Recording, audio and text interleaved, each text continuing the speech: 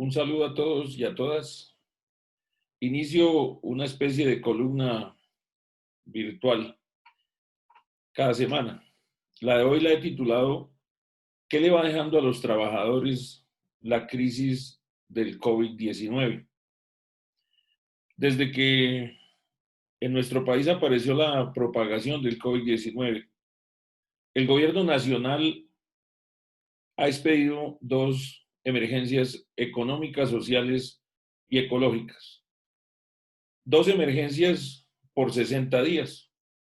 Y en esos 60 días expidió 123 decretos. Decretos con fuerza de ley.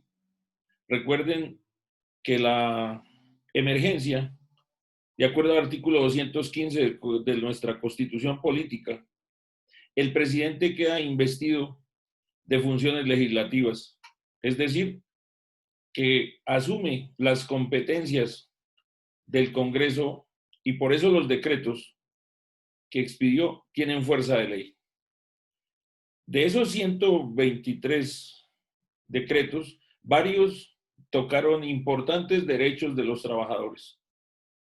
Varios afectaron derechos que por décadas se han logrado a través de luchas, como el decreto 488, a través del cual se afectaron las vacaciones y se afectó el retiro de las cesantías. Norma que ya la Corte Constitucional, en apretada votación de 5-4, declaró ajustada a la Constitución. Por el decreto 538, el gobierno nacional quedó facultado para ordenarle a los trabajadores de la salud trasladarse a donde el Ejecutivo quiera. Cuando la crisis se agrave del COVID-19. La Corte Constitucional, a través de sentencia, únicamente condicionó dicho traslado a que se le den las herramientas de protección que aún hoy a muchos trabajadores de la salud no se le han reconocido en diferentes partes del país.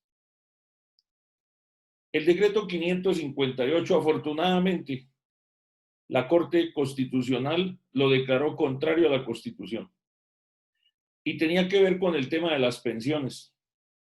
Redujo por 2 meses la cotización del 16 al 3%.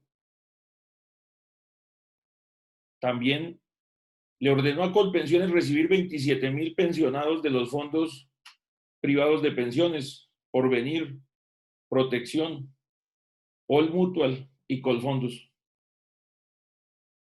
Algunos nos presentamos ante la Corte a pedirle no solamente que este decreto fuera declarado inconstitucional, sino varios más, porque afectan de manera grave los derechos de los trabajadores. Por ejemplo, falta porque la Corte se pronuncie sobre el decreto 770, que es una verdadera reforma laboral. Afecta la jornada máxima diaria de trabajo. Afectó el pago de la prima de junio, permitiendo que se pagara hasta diciembre en 3 cuotas. Y también que el trabajo nocturno, festivo y dominical se pueda pagar hasta el mes de diciembre. Todas estas normas afectan de manera grave y estructuralmente a los trabajadores. También está el decreto 789, que afecta a un rubro especial de la economía nacional. Le quita el IVA a los importadores de los vehículos de carga y de pasajeros, a las carrocerías, a los chasis, afectando a la industria nacional, afectando a unos 8,000 trabajadores directos y unos 20,000 trabajadores indirectos, porque crea un mercado desigual. En ese mismo decreto incluso se declara una exención del IVA a los restaurantes, a las pastelerías, a las heladerías que estén en desarrollo de una franquicia extranjera, es decir, restaurantes como McDonald's, restaurantes como KFC, que son extranjeros, mientras que al nacional, cuando tiene que pagar el IVA, le toca pagarlo porque no fue incluido dentro de las excepciones. En esa medida se crea un mercado desigual en contra de aquellos que hacen empresa desde lo nacional. Esperamos que la Corte estos dos decretos los declare inconstitucionales, pero también existe un decreto muy grave para toda la ciudadanía y especialmente para los sectores más marginados del país, como es el decreto 806, por medio del cual se reformó todo el sistema judicial en nuestro país. En un país atrasado tecnológicamente, de un solo brochazo, por un decreto presidencial, por un decreto redactado por el Instituto de Derecho Procesal, se crea una justicia virtual que va a afectar a los sectores más débiles en el país, que no tienen acceso pleno al Internet y a este tipo de tecnologías. Se podrá notificar por correo electrónico. Se podrá hacer las audiencias a través de cualquiera de las plataformas que hay ahora. Claro, las empresas, por ejemplo, en el tema laboral, tienen grandes plataformas. Las firmas de abogados que representan a los empleadores rápidamente estarán a la vanguardia de estos medios tecnológicos. En cambio, quienes defendemos a los trabajadores y los mismos trabajadores y las organizaciones sindicales difícilmente podrán ponerse en la misma posición. Les cuento ya de un proceso que adelantó un banco contra un directivo sindical en donde tuve la oportunidad de representar a la organización sindical, para que ustedes vean cómo de rápido es el sistema y cómo lo pueden usar los empleadores para tratar de debilitar de manera grave a las organizaciones sindicales que defienden los derechos de los trabajadores. El 6 de mayo fueron los hechos. La empresa decide a través de un proceso disciplinario rápido despedir al trabajador. El directivo sindical es demandado. Los juzgados abren virtualmente el 1 de julio. El 7 de julio presenta el banco la demanda. El 8 se la admiten y el 9 es notificado. Se convoca la primera audiencia el día 16 de julio y el día 26 de julio ya teníamos sentencia de primera instancia. Afortunadamente fue a favor del trabajador y de la organización sindical, pero allí pudimos ver en jornadas extensas de 12 horas, algunas, que estamos frente a ese modelo de administración de justicia en clara desventaja. Y lo más grave de todos es que muchas veces los trabajadores, las organizaciones sindicales ponen correos electrónicos cuando registran el Ministerio de Trabajo, pero que no lo vuelven a abrir. Y puede pasar que mientras se dan cuenta, ya el proceso pasó. Ahora las empresas están amenazando con demandar las convenciones colectivas a través del artículo 480 del Código Sustantivo del Trabajo, y será esta modalidad de justicia virtual que van a utilizar para buscar rapar derechos que los trabajadores con lucha, con sacrificio y con esfuerzo han logrado por décadas. Yo los llamo a estar alerta con este decreto y con esta nueva modalidad de administración de justicia virtual. Hay que decir que en todo este trámite ante la Corte Constitucional el movimiento sindical en general pasó desapercibido. Se volvió en alguna medida como ese colombiano en su mayoría indiferente, espectador de su propia desgracia, pero no actor de la solución. Y seguramente prontamente veremos el efecto que va a tener contra los derechos de los trabajadores este tipo de medidas.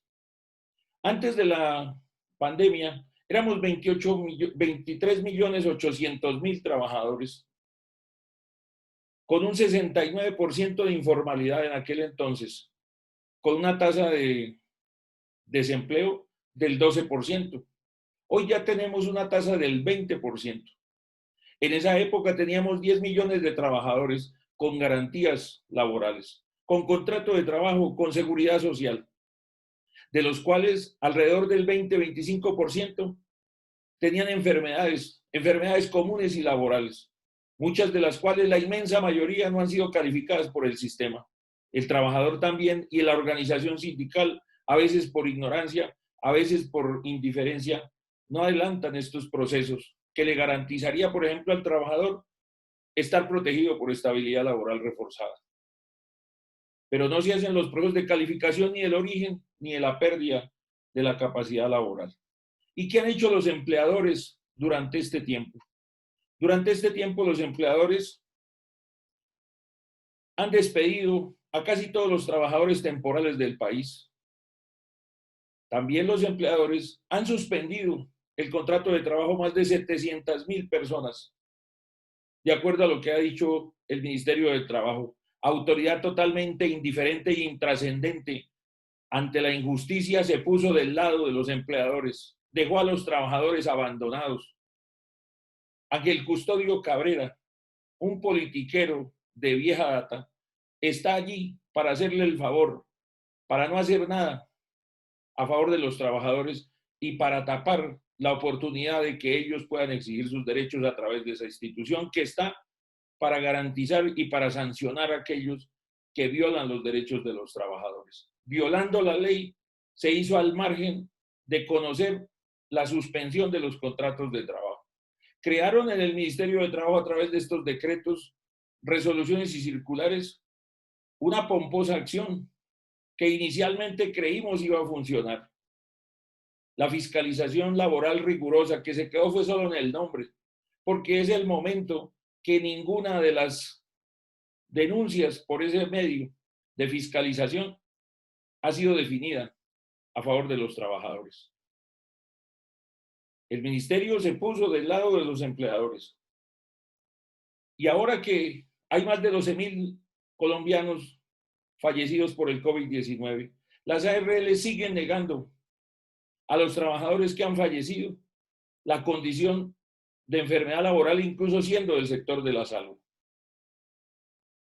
Entre las EPS y los empleadores hay una especie de ping-pong, donde las EPS dicen que solo pagan las incapacidades, pero que no pagan los periodos de aislamiento cuando el trabajador tiene que salir del trabajo y esperar a que le tomen la prueba del COVID y esperar el resultado.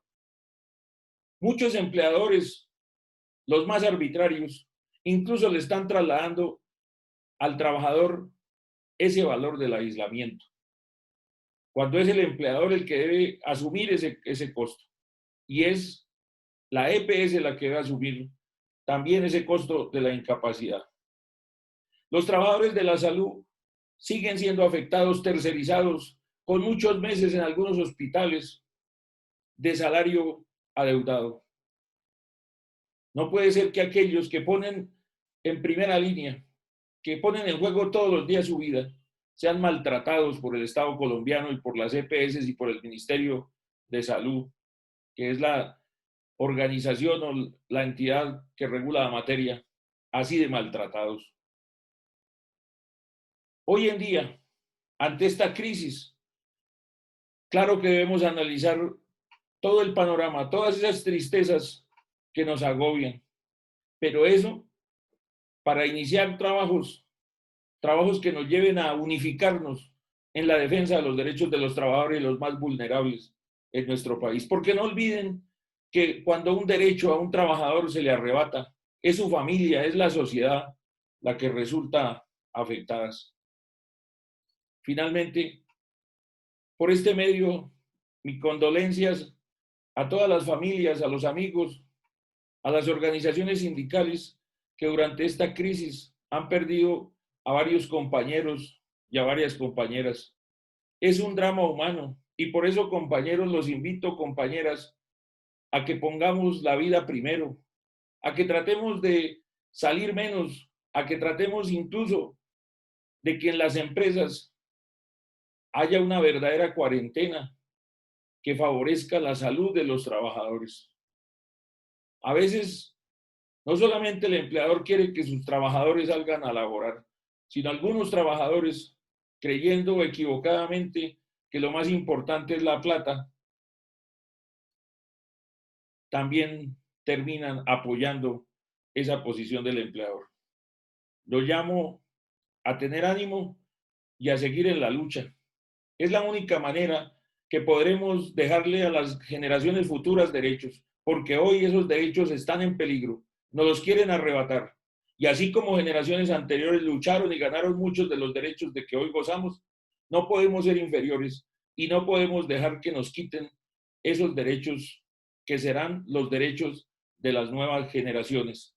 Por eso, compañeras y compañeros, la lucha sigue.